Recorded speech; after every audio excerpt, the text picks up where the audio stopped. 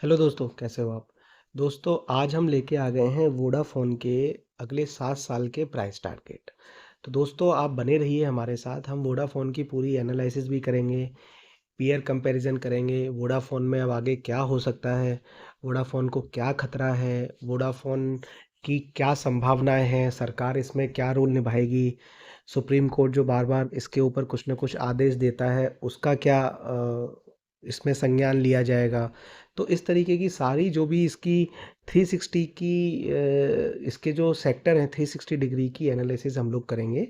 तो दोस्तों हम शुरुआत करते हैं। देखिए दोस्तों, ये पीयर कंपैरिजन करते हैं वोडाफोन के। आपको पता है कि एक कंपनी है टेलीकम्युनिकेशन की जिसकी भारती एयरटेल और रिलायंस बीएसएनएल और टाटा कम्युनिकेशन, यही चार कंपनियां हैं जो आज की डेट में मार्केट में है, जो इसकी पीयर है वोडाफोन की। और आप इन सबके शेयर देख सकते हो कि कितने कितने ज़्यादा है। टाटा कम्युनिकेशन का शेयर है, रिलायंस का है, और रिलायंस बेसिकली रिलायंस जियो का शेयर नहीं है पर रिलायंस के अंदर ही है, और भारती एयरटेल का है।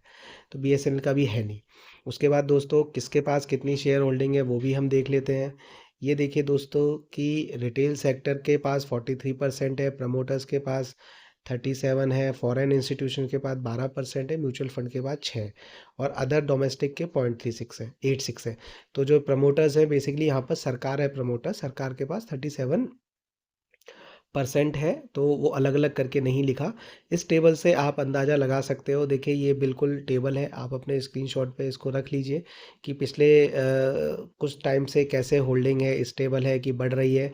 तो आप देखोगे कि अगस्त 23 मतलब कितनी थी, मई में कितनी थी, जनवरी में, तो सारी होल्डिंग आपको दिखाई दे रही है इस पूरी की पूरी टेबल के माध्यम से।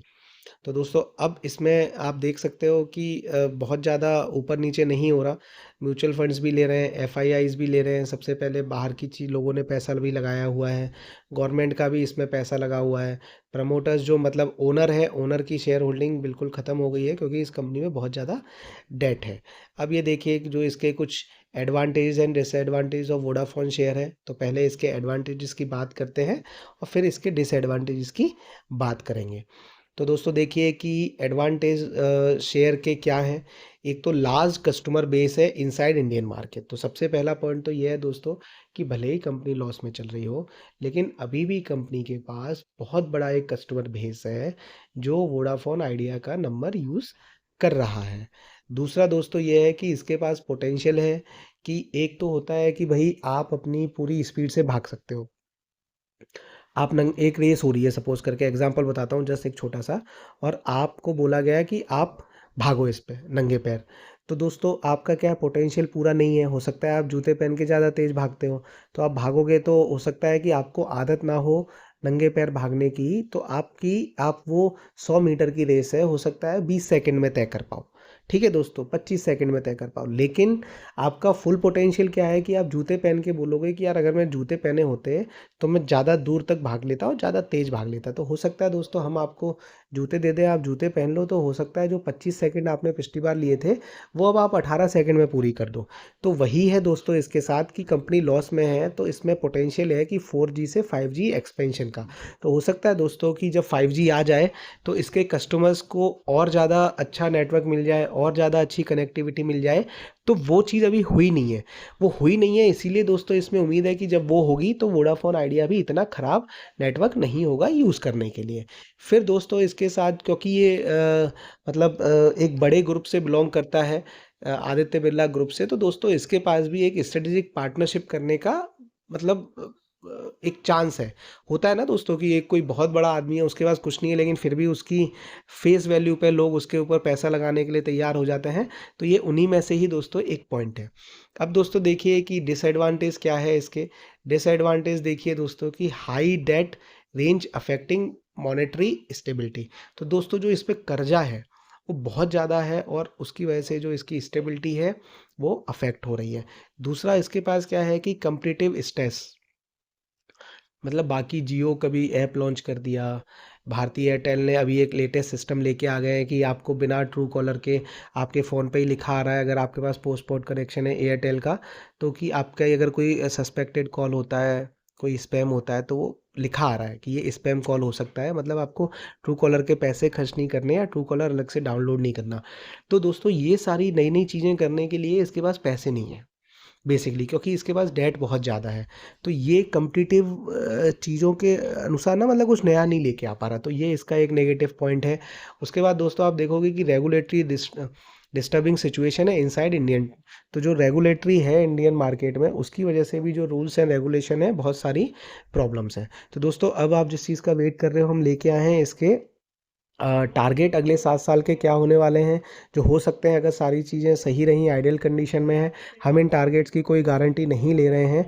आपको केवल ये देखना है कि आप ये टारगेट अचीव होंगे, नहीं होंगे, ये सारी चीज़ें हमने बता दी हैं। अब आप इसको देखिए और आप बताइए कि हम जो कह रहे हैं उसमें कितनी पॉइंट है, वो आप अपना टारगेट लिखिए कि क्या हो सकता है, क्या नहीं है। और आप वीडियो पे नए हो दोस्तों तो सब्सक्राइब कर लीजिए चैनल को।